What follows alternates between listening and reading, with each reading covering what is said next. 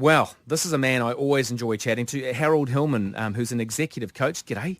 Good morning, Roman. We're going to talk about the signs of a dysfunctional team. Yes. And do you know what? I sound like a real negative person. I don't like the word team. Team? No? Because to me, you're not playing rugby, so shut up with your team stuff. And you're always made to feel like, oh, you're not a team player. Well, I am, but I don't think everyone has to be the same in a team. Now, what word would you use instead of team? I don't know. When did team become a word? I don't know, actually. For work as opposed to sport. Yeah. It's look, I use the analogy of a sports team. With one of my clients, I had the opportunity to work with Sterling Murtlock, the former captain of the Wallabies. And he would say he joined this company and he had a conversation with the executive team about the fact that in companies we talk about team, but yet we don't necessarily demonstrate it in the way that sports teams do, because ultimately the goal is to win. So you can't really, focus on your part. Even if you do well, if the team doesn't win, it's not successful.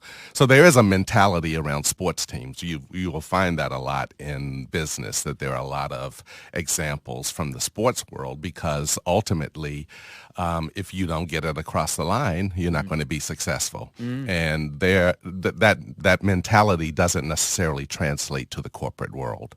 Just before we get on to the signs of a dysfunctional team, if you are seen as an outlier, you're not a team player, why can't you just be yourself and be an individual? There's an inherent tension between fitting in and standing out. So there is this notion of you have to fit in well enough to sort of gain the trust of those who are on the team, but not lose yourself there. Not to turn off the volume on your voice or to turn it down, but to keep yourself relevant and to be able to bring it.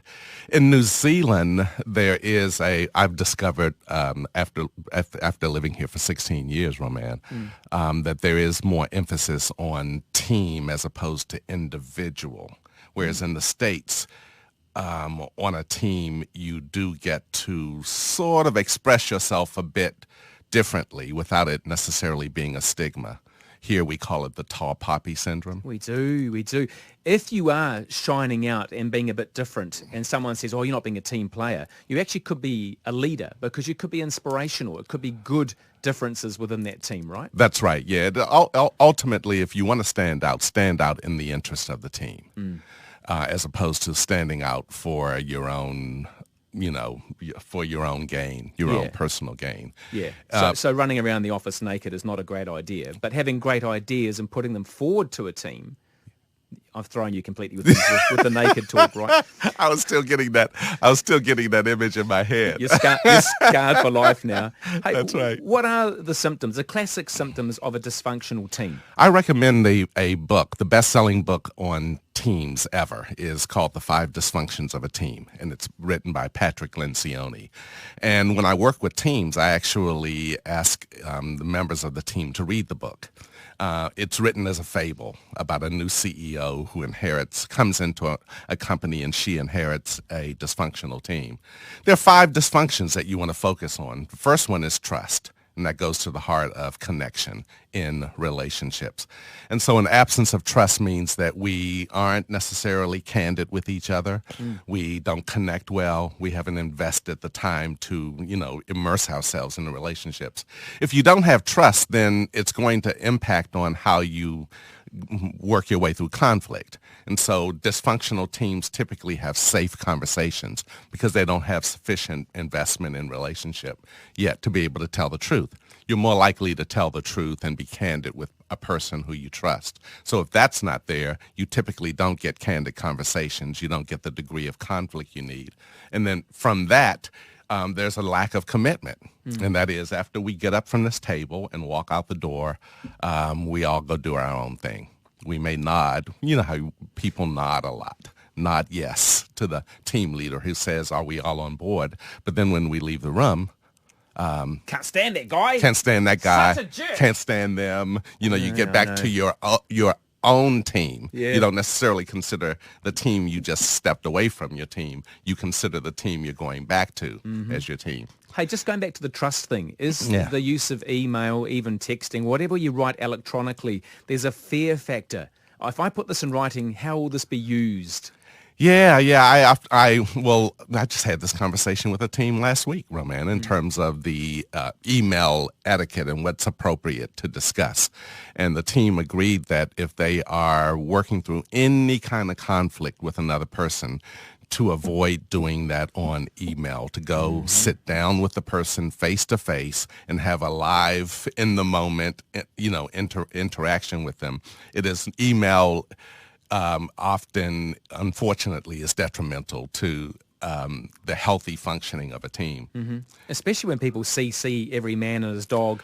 It's almost like a bullying tactic, isn't it? It really is. Yeah. It is. When you start CCing your boss and their boss, those types of things, it really does become a passive, aggressive way of working through conflict. Yeah, it's ugly. Mind you, if you have screamed around the office naked, maybe you deserve that kind of attention. What are some of the other symptoms of a dysfunctional team? Well, there is a lack of accountability. So if the team really is serious about winning, then if you don't have commitment, then you're not going to have a high degree of focus on accountability. We don't look each other in the eye and say, hey, what about that you were supposed to deliver last Friday, which, we avoid it, we tip around it. And then ultimately, the fifth dysfunction of a team is a lack of focus on results. And so if you really are serious about performing, then you have the tough conversations about what we need to do to get things across the line. But sometimes teams almost operate more like a social club. The business is secondary. The customers are secondary. The key stakeholders are secondary to what we need to do. And so teams sometimes do lose perspective on what we're really here for, which is to win, which is to succeed, which is to deliver. And, ultimately deliver the results that you say you want to deliver. Is some of this dysfunctionality you see in teams that you work with in the corporate world as an advisor to them, is it because we want to be liked by everybody? Oh, I'm not going to say that because then they won't like me, so I'll just shut up. There is a human need to be needed. This notion of affiliation. So we, as humans, we are just naturally social.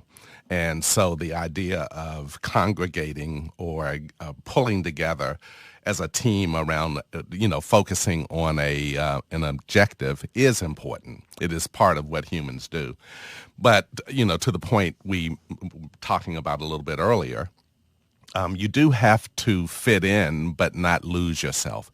Sometimes sometimes team leaders regard a quiet team as a good team.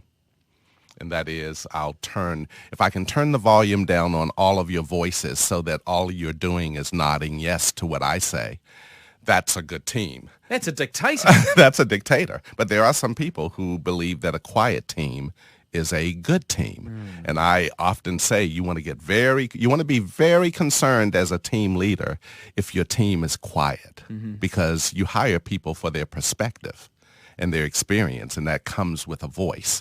And so if you've got a team that's on mute, you want to ask yourself whether or not you really are leveraging their insights, their perspective. And I like a noisy team. A noisy team is a good team. People generally don't leave jobs because of the job. They leave jobs because of the people. That's right. Yeah. That's right. That old adage, people don't leave, what is it? People don't leave companies. They leave bad bosses. Oh, that's the one I was trying to think of. Yeah. I was trying to sound clever. Yeah. So is there an acceptable level of dysfunction that a team should just expect to live with? Humans are humans. And so, just sort of the inherent tensions. But there is a point to which then the dynamic becomes destructive and begins to work against performance. We spend a lot of time at work, for the average person who works a full week. That's a lot of time to plug into something that is negative and in the sense of a team. So it is important just around this whole thing that we call engagement, employee engagement. People are more engaged with their work if they walk in and have a positive experience with the people around them. I totally agree, yeah. Do you need an expert to help fix your really stuffed up dysfunctional team, or can you kind of sort it out yourself? You can sort it out yourself. Yeah. I often tell teams that my objective as a coach is to not be in their space in a year's time, because I'd like to equip them with the ability to just have constructive conversations. And so you don't necessarily need a person like me to come in to work with a team. You can, I would suggest to people, read the book, The 5 Dysfunctions of a Team. Good place and to start. have a conversation. Have Good a conversation as a team. Or they can contact you. And how do they do that, Harold? I'm at www.sigmoidcurve.com. Nice. Always nice to catch up with you. Enjoy the rest of your Sunday, won't you? Good to see you, Roman. You too.